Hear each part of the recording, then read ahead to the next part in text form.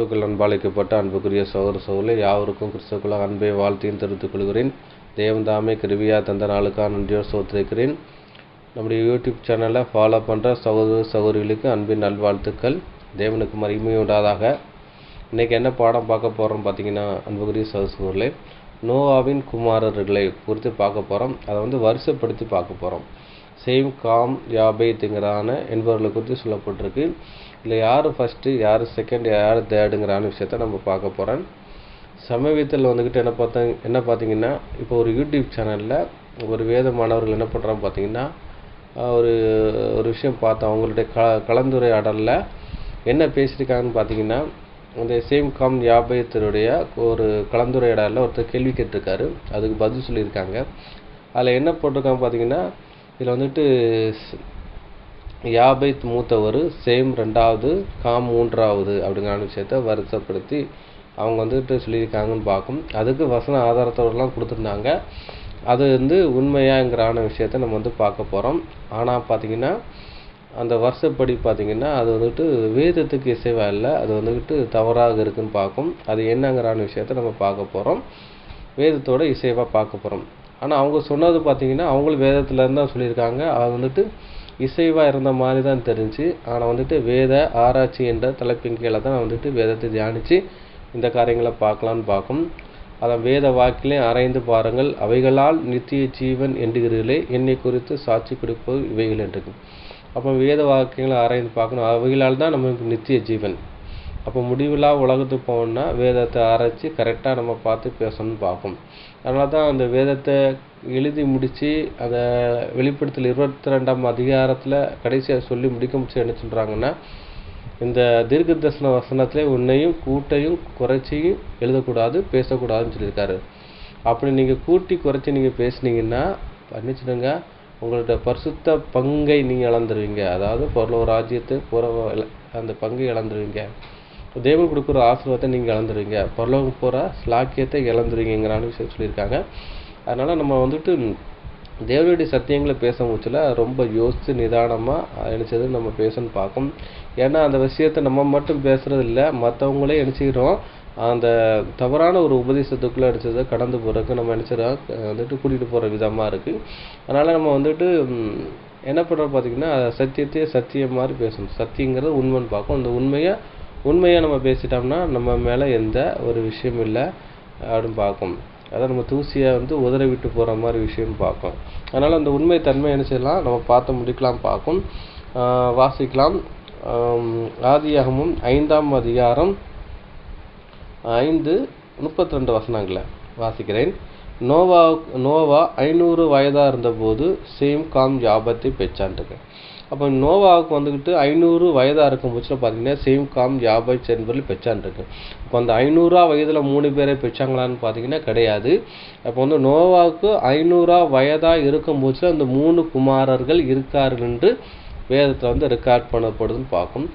அப்போ பார்த்தீங்கன்னா இது யார் சொல்கிறான்னு பார்த்தீங்கன்னா, தேவன் மோசேட்ட சொல்கிறான்னு பார்க்கும். அந்த விஷயந்தான் பார்க்கும். ஏன்னா ஆதியாகமத்தை எழுதுன்னு பார்த்தீங்கன்னா மோசே தான் பார்க்கும். இதை இன்னொரு பாடத்தில் நம்ம ஆதியாகமத்தை எழுதுனது மோசே தானாங்கிறான விஷயத்த விலாவாரியாக வேத வசனத்தோடு பார்க்க போகிறோம். பார்த்தா இன்னும் உங்களுக்கு ஒரு கிளாரிட்டி கிடைக்குன்னு பார்க்கும்.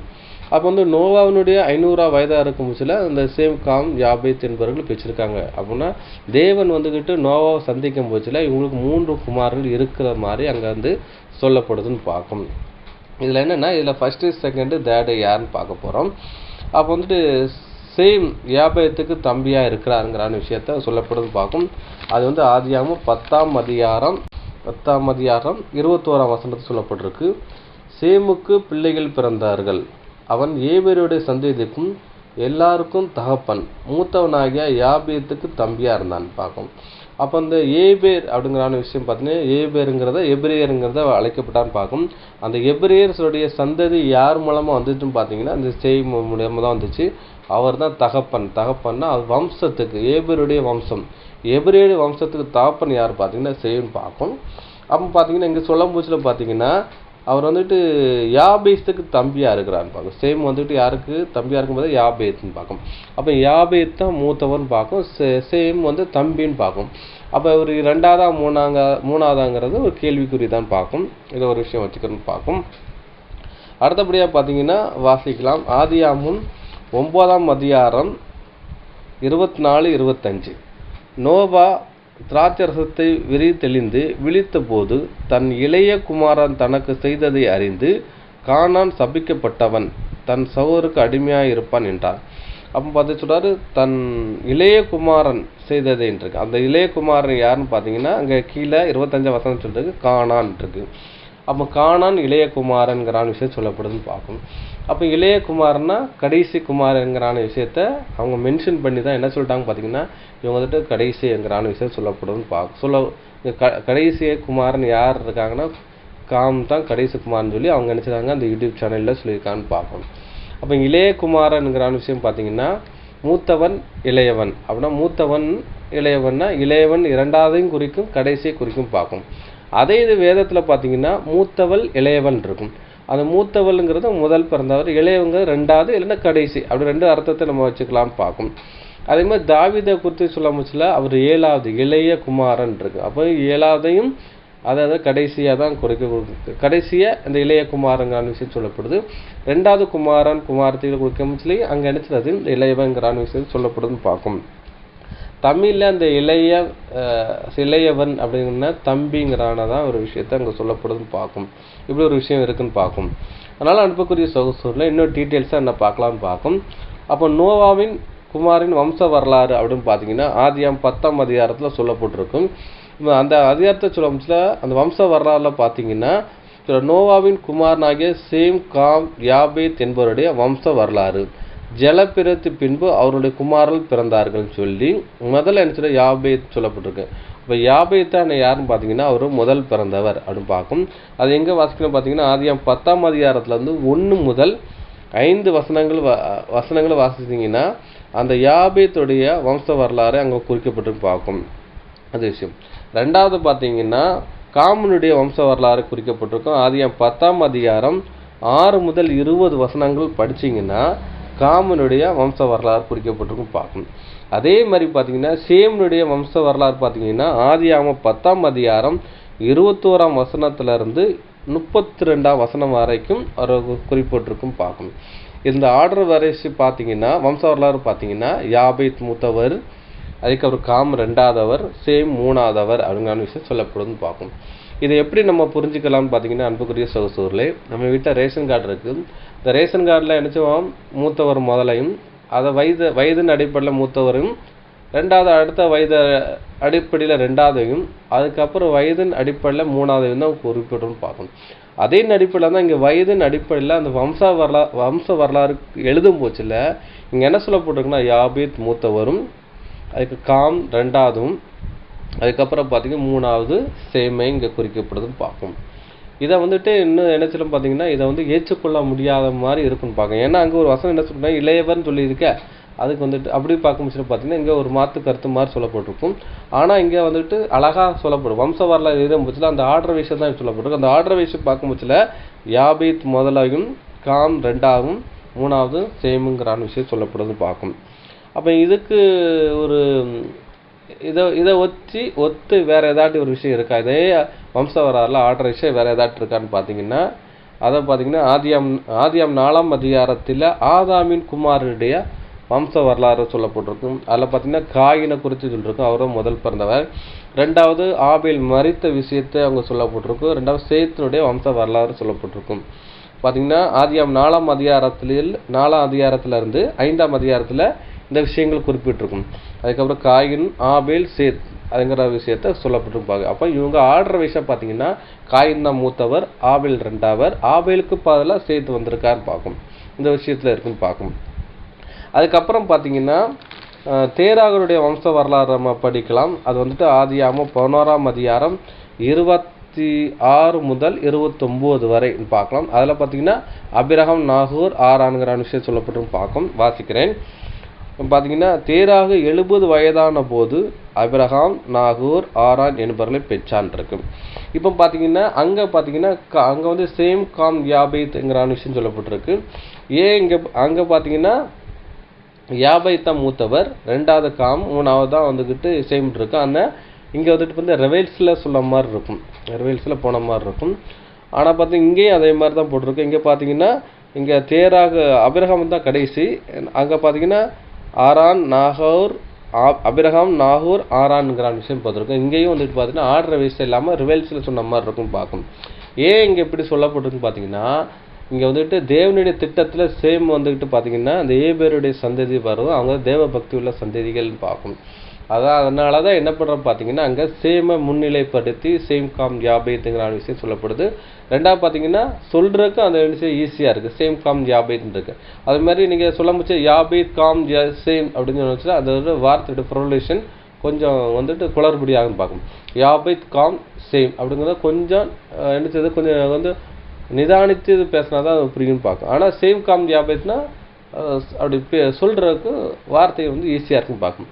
அதே மாதிரி ஆபிரகாம், நாகூர், ஆரான்னு சொல்ல முடிச்சா பார்த்தீங்கன்னா சொல்கிறதுக்கு ஈஸியாக இருக்குது. ஆபிரகாம், நாகூர், ஆரான். அது ஆரான், நாகூர், ஆபிரகாம் நடந்துன்னா ஒரு ஸ்ட்ரைக் ஆகுதுன்னு பார்க்கும். இப்படி கூட இருக்கலாம். இன்னொன்று பார்த்தீங்கன்னா ஆபிரகாம் வந்துட்டு விசுவாசம் தந்தை, ஆபிரகாம் வந்துட்டு கோத்திரத்துக்கு பிதாவாக இருக்கிறான்னு இருக்கும். அப்போ வந்துட்டு கோத்திரத்தின் தலைவனாகவே ஆபிரகாம்ங்கிறான விஷயத்த எபிரேயரில் பவுல் அவங்க மென்ஷன் பண்ணிப்பா பார்க்கும். அப்போ ஆபிரகாம் வந்துட்டு தேவனுடைய திட்டத்தில் முதலாக இருக்கிறனால அதனால அவர் பேரை முதல்ல அங்கே மென்ஷன் பண்ணியிருக்குன்னு பார்க்கும். அதுக்கப்புறம் பார்த்தீங்கன்னா இதான் ஒரு விஷயம் பார்க்கும். வாசிக்கிறேன் 26 ஆதியாகமும் 11:26 வாசிக்கிறேன். தேராக 70 வயதாக இருந்தபோது ஆபிரகாம், நாகூர், ஆரானை என்பவர்களை பெற்றான். தேராகருடைய வம்ச வரலாறு அப்படிங்கிற சொல்லிட்டு தேராகு ஆபிரகாம், நாகூர், ஆரான் என்பவரை பெற்றான். ஆரான் லோத்தையும் பெற்றான் இருக்கு. இப்போ சொல்லிட்டு வம்ச வரலாறு சொல்ல முடியல. ஆரான் தான் மூத்தவர், அவரை குறித்து சொல்ல முடியல. ஆரான் தன் ஜென்ம பூமியாகிய ஊர் என்கின்ற கல்தேயர் தேசத்து பட்டணத்திலே தன் தகப்பனாகிய தேராகு மரிக்கும் முன் மரித்தான் இருக்கு. அப்போ ஆரான் தான் வந்து தேராகு முதல் மகன். அந்த முதல் மகனை குறித்து இங்கே ஆர்டர் வயசில் சொல்லும் போச்சுல ஆரான் வந்து மரிச்சிடுறாரு. கல்தேர் தேசத்தில் வந்துக்கிட்டு இருக்க முடிச்சா தேராகு தகப்பன் மறிக்கிறதுக்கு முன்னால ஊருங்கிறதான கல்தேர் தேசத்தில் மரித்தாருங்கிற விஷயத்த முதல்ல சொல்கிறாரு. 2வது சொல்ல முடிச்சா பார்த்தீங்கன்னா ஆபிரகாமுக்கும் நாகூருக்கும் தங்களுக்கு பெண் கொண்டார்கள். அப்புறம் ஆபிரகாமும் நாகூர் வந்து திருமணம் செய்தாங்க அப்படிங்கிற சொல்கிறாரு. ஆபிரகாமுடைய மனைவிக்கு சாராள் என்று பெயர். ஆபிரகாமுடைய மனைவி இருக்கவங்க பேர் சாராள் என்று பெயர். நாகூருடைய மனைவிக்கு பில்கால் என்று பெயர். இவள் ஆரானுடைய குமாரத்தி. அந்த ஆரான் பில்காவின் இஸ்காலையும் தகப்பன் விஷயம் சொல்கிறான்னு பார்க்கும். இப்போ பார்த்தீங்கன்னா அந்த நாகூருக்கு மனைவி யாருன்னு பார்த்தீங்கன்னா மனைவியாக இருந்தவங்க யார் பார்த்தீங்கன்னா ஆரான் இருக்கான். ஆரான் மரித்தார்ல அவருடைய மகள் தான் யாருன்னு பார்த்தீங்கன்னா பில்கால்னு பேர். இவளுக்கு வந்துக்கிட்டு பில்காலும் இஸ்காலுங்கிறதான விஷயம் சொல்லப்பட்டிருக்கு பார்க்க. இவங்க பெண்கள் பார்க்கும். இவருக்கு ஆரானுக்கு இன்னொரு பையன் இருக்க யாருன்னு பார்த்தீங்கன்னா லோத்துன்னு இருக்கான்னு பார்க்கும். அப்போ பார்த்தீங்கன்னா ஆரானுடைய மகளை தான் யாரை திருமணம் செய்கிறாங்க நாகூர் தன்னை தம்பிக்கு திருமணம் செய்கிறான்னு பார்க்கும். இப்போ நாகூர் வந்துக்கிட்டு அண்ணன் மகளை தான் என்ன செய்கிறார் திருமணம் செய்கிறான்னு பார்க்கும். அதை தான் இங்கே சொல்லப்படுதுன்னு பார்க்கும். இதான் விஷயம் ஆர்டர் விஷயம் இங்கே சொல்லப்படுதுன்னு பார்க்கும். அதுக்கப்புறம் பார்த்தீங்கன்னா 36 வசனத்தை சொல்ல முடியல. தேராகு தன் குமாரனாகிய ஆபிரகாமையும் ஆரோனுடைய குமாரனும் தன் பேரனமாக இருந்த லோத்தையும் இருக்கும் பேரனுங்கிறது. அப்போ பேத்தியை தான் யாருக்கு கட்டி கொடுத்துருக்கா பார்த்தீங்கன்னா தன்னுடைய குமாரன் யாருக்கு கட்டியிருக்காரு நாகூர் கட்டி கொடுக்கான்னு பார்க்கும். இப்போ ஆர்டர் வயசில் கரெக்டாக வருதுன்னு பார்க்கும். இதில் பார்த்தீங்கன்னா தேராவோட வம்ச வரலாறுல முதல்ல யார் ஆரான், 2வது நாகூர், 3வது வந்து ஆபிரகாம் வரும் பார்க்கும். இது ஆர்டர் வயசில் கரெக்டுன்னு பார்க்கும். இங்கே சொல்லும் போச்சுன்னா என்ன சொன்னால் தேராக 70 வயதாக இருந்த போது ஆபிரகாம், நாகூர், ஆரானை பெற்றான் இருக்கும். அப்போ 70 வயதில் 3 பேரை பெற்றான்னா கிடையவே கிடையாது. 70 வயதாக இருந்த போச்சு யாரை பெற்றிருக்கான்னு பார்த்தீங்கன்னா அப்போ தான் குழந்தை பெற ஸ்லாக்கியன் இருக்குன்னு பார்க்கும். அப்போ முதல்ல ஆரானை பெற்றிருப்பார், 2வது நாகூரை பெற்றிருப்பார். ஆபிரகாம் வந்துட்டு அவர் பெறம்போச்சில் அவருக்கு வயது என்ன பார்த்தீங்கன்னா 130ஆம் வயதில் தான் அபிரகாம் அங்கே பெற்றிருக்காருன்னு பார்க்கும். அவர் தேராக மரிக்கும் பட்சத்தில் பார்த்தீங்கன்னா 205ன்னு பார்க்கும். இதை எப்படி 130 வயதில் பெற்றிருக்காருங்கிற நம்ம ஒரு காலக்கணக்கு நம்ம எப்படி கணிக்க முடிச்சுட்டு பார்த்தீங்கன்னா, இந்த ஆதியாகமம் 12ஆம் அதிகாரத்தில் 4ஆம் வசனத்தில் பார்த்தீங்கன்னா, அந்த ஆரானை விட்டு பிறப்படம் வச்சு 75 வயதாக இருந்தார்ன்றது. அந்த ஆரானில் தான் யார் மரிக்கான்னு பார்த்தீங்கன்னா, இங்கே தேராக மரிக்கிறாரு. அங்கே இருக்கும் பட்சத்தில் தான் தேவன் மறுபடியும் அவரை கூப்பிட்றான்னு பார்க்கும். அப்போ அவர் மரிக்கும் பட்சத்தில் அவர் வயது 205, அங்கேருந்து அவர் கூப்பிடும் பட்சத்தில் வயது 75ன்னு பார்க்கும். அப்போ 75லேருந்து 205லேருந்து 75 மைனஸ் பண்ணால் 130ன்னு பார்க்கும். அந்த 130ல் தான் தேராகனுடைய 130ஆம் வயதில் தான் யார் பிறக்கான்னு பார்த்தீங்கன்னா அபிரகாம் பிறக்கான்னு பார்க்கும். இதான் ஒரு விஷயம் பார்க்கும். இன்னொன்று பார்த்தீங்கன்னா நோவாவின் கடைசி மகன் காம் இல்லை அப்படின்னு பார்க்கும்.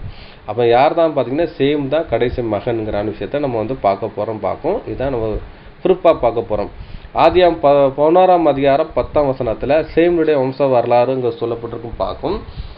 அப்போ பார்த்தீங்கன்னா ஆதியாகம் 11:10 சேமுடைய வம்ச வரலாறு.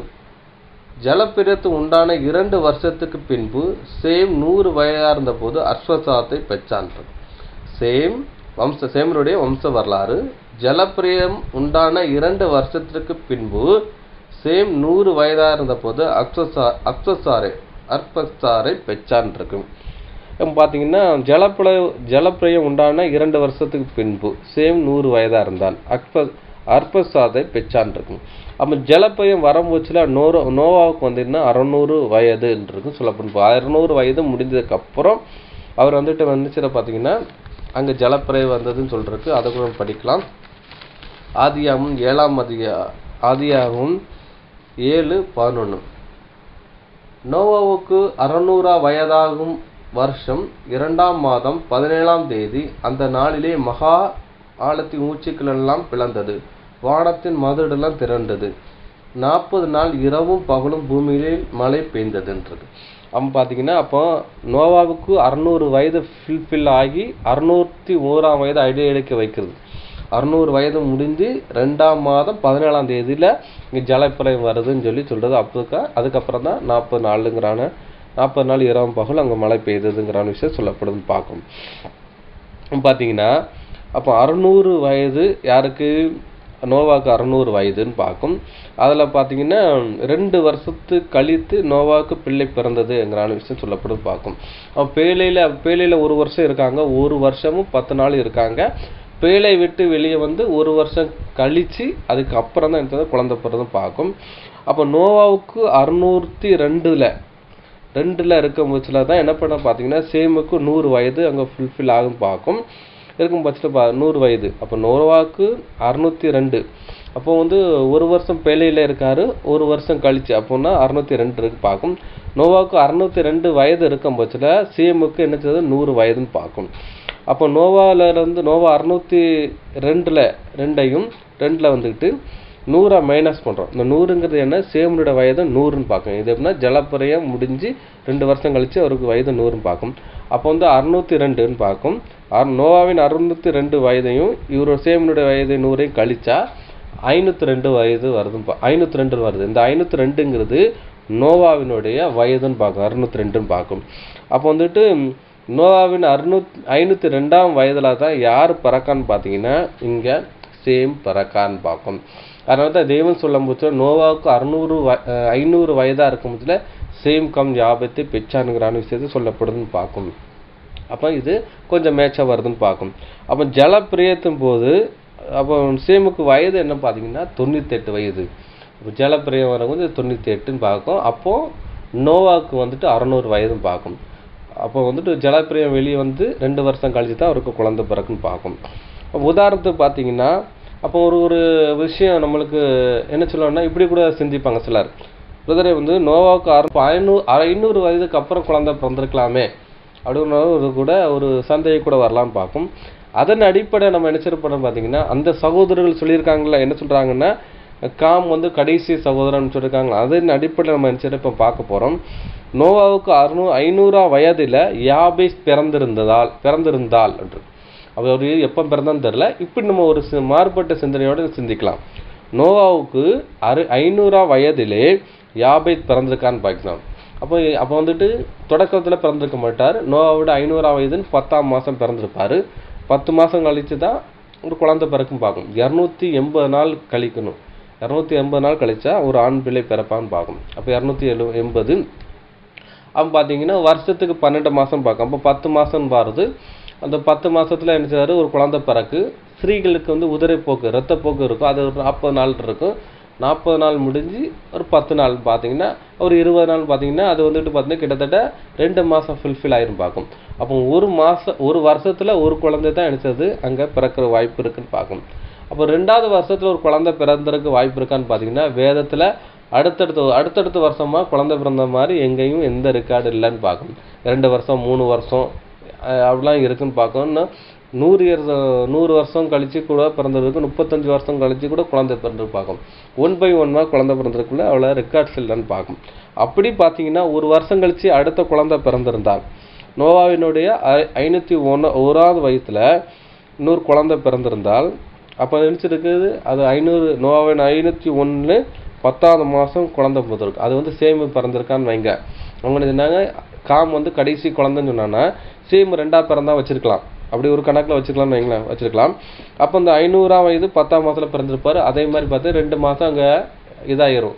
அதனால் பார்த்தீங்கன்னா அந்த 501 யார் பிறந்திருக்கா, சேம் பிறந்திருக்கான்னு வைக்கலாம். 2வது நோவாவின் 502 அதே மாதம் 10ஆம் மாதம் யார் பிறக்கான்னா காம் பிறந்திருக்கான்னு வச்சுருக்கலாம்னு வைங்களேன். அப்போ என்ன ஆகுன்னா அங்கே ஒரு இடிக்குன்னு பார்க்க. என்ன இடிக்குன்னு பார்த்தீங்கன்னா அங்கே வந்துட்டு நம்ம ஒரு காலக்கணக்கு பார்த்தோம்ல. என்ன காலக்கணக்கு பார்த்தீங்கன்னா சேமுனுடைய 100ஆவது வயதில் அர்பசாதை பெச்சான் இருக்கும். அது எப்போ பெச்சான்னா 502 யார் நோவாவின் 502 தான் அங்கே பிறந்தான்னு சொல்லி அங்கே வேதத்தில் ஒரு ரெக்கார்டு இருக்குன்னு பார்க்கும். அந்த ரெக்கார்டை இது பிரேக் பண்ணுற மாதிரி இருக்குன்னு பார்க்கும். அதனால் பார்த்தீங்கன்னா 502 யார் தான் பிறந்திருக்கான்னு பார்த்தீங்கன்னா சேம் தான் பிறந்திருக்கான்னு பார்க்கும். காம் வந்து பிறக்கலான்னு பார்க்கும். 3வது மகனாக காம் பிறந்திருக்க வாய்ப்பு 100% அங்கே இல்லைன்னு பார்க்கும். அப்போ பார்த்தீங்கன்னா இவங்க வந்துட்டு அதுக்கு முன்னாடி தான் பிறந்திருக்கணும் அப்படிங்கிற விஷயம் சொல்லப்படுது பார்க்கும். அப்போ ஜலப்பிரயம் வரம்புச்சு பார்த்தீங்கன்னா 17/2/600 யார் வரணும்னா நோவாவின் 600ஆம் வயது. நோவாவின் 600ஆம் வயது 17ஆம் தேதி 2ஆம் மாதம்னு பார்க்கும்.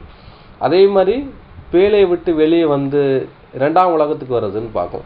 1ஆம் உலகம் 2ஆம் உலகம்னு சொல்லப்பட்டிருக்கு. இந்த 2ஆம் உலகத்துக்கு வரம்பிச்சு பார்த்தீங்கன்னா 27/2/601 நோவாவுக்கு 601ன்னு பார்க்கும். அப்போ பார்த்தோம்னா அது வந்துட்டு பார்த்தீங்கன்னா நோவாவின் 601ஆம் வயதில் 27ஆம் தேதி 2ஆம் மாதம் வெளியே வரான்னு பார்க்கும். இப்போ பார்த்தீங்கன்னா இதோடைய மைனஸ் பண்ணிங்கன்னா 1 வருடமும் 10 நாள் எங்கே இருக்காங்கன்னா பேழைக்குள்ளே இருந்திருக்காங்கன்னு பார்க்கும். அப்போ வந்துட்டு நோவாவின் 601ஆம் வருஷம் ஓரா வருஷம் சொல்ல போது அது 1 வருஷம் 10 நாள் பேழையில் இருந்த வருடம் பார்க்கும். அதுக்கப்புறம் பார்த்தீங்கன்னா 1 வருடம் கழித்து அப்புறம் நோவாவின் 602ஆவது வருஷம் கழிக்குதுன்னு பார்க்கும். அது 1 வருஷம் கழிச்சு அதுக்கப்புறம் பார்த்தீங்கன்னா இந்த 2ன்னு பார்க்கும். அதுக்கப்புறம் நோவாவின் 603ஆவது வயதில் தான் என்ன பண்ணுறா பார்த்தீங்கன்னா அவர் வந்துட்டு சேவனுடைய அவர் பேர் என்ன நினச்சதை கண்டடைகிறார் அங்கான விஷயம் பார்க்கும். அப்போ வந்துட்டு ஜலப்பிரயம் வந்து 2 வருஷம் கழிச்சுன்னு பார்க்கும். அப்போது வந்து நோவாவின் 603ஆம் வயதில் அவர் வந்து ஒரு பேரப்பிள்ளையை அவர் கண்டடைகிறான்னு பார்க்கும். அது சேமுக்கு 100ஆவது வயதுங்கிற விஷயம் சொல்லப்படுதுன்னு பார்க்கும். இது வந்து உறுதிப்படுத்துகிற பார்த்தீங்கன்னா மைஸ்வேர்டுன்னு சொல்லி ஒரு பைபிள் இருக்குது. அது வேத மாணவர்களுக்கு தான் தெரியும். நீங்கள் போய் காம்ங்கிறதான அது ஒரு பேர் இருக்கும். அதில் டச் பண்ணிங்கன்னா அதில் வந்துட்டு பார்த்தீங்கன்னா அதில் காம் பேர் போட்டிருக்கும். அதில் என்னென்னா second son of the Noah father of the Canaan அப்படிங்கிற சொல்லப்பட்டு பார்க்கும். அதில் என்ன போட்டிருக்குன்னா second son of the Noah father of Canaan இருக்கும். அதாவது காம் வந்துக்கிட்டு நோவாவுக்கு 2வது மகன்கிறான விஷயத்த ரொம்ப தெளிவாக அங்கே போட்டிருக்கும் பார்க்கும். இது அடுத்த 3வது ப்ரூஃப்னு பார்க்கும். அதனால் அன்புக்குரிய சகோதரர்களே இதுதான் இந்த உண்மைன்னு பார்க்கும். அப்போ வந்து நோவாவினுடைய குமாரன்னு பார்த்தீங்கன்னா முதல்ல யாபேஸ், 2வது காம், 3வது சேம் தான் வருதுன்னு பார்க்கும். 3வது காம் கிடையாது. இதுதான் வேதத்தினுடைய உண்மை காரியம்னு பார்க்கும். இதுதான் விஷயம் பார்க்கும். இவ்வளோ நேரம் பொறுமையோடு கேட்டவங்களை தேவன் தாமே ஆசீர்வதிப்பாராக. ஆமென்.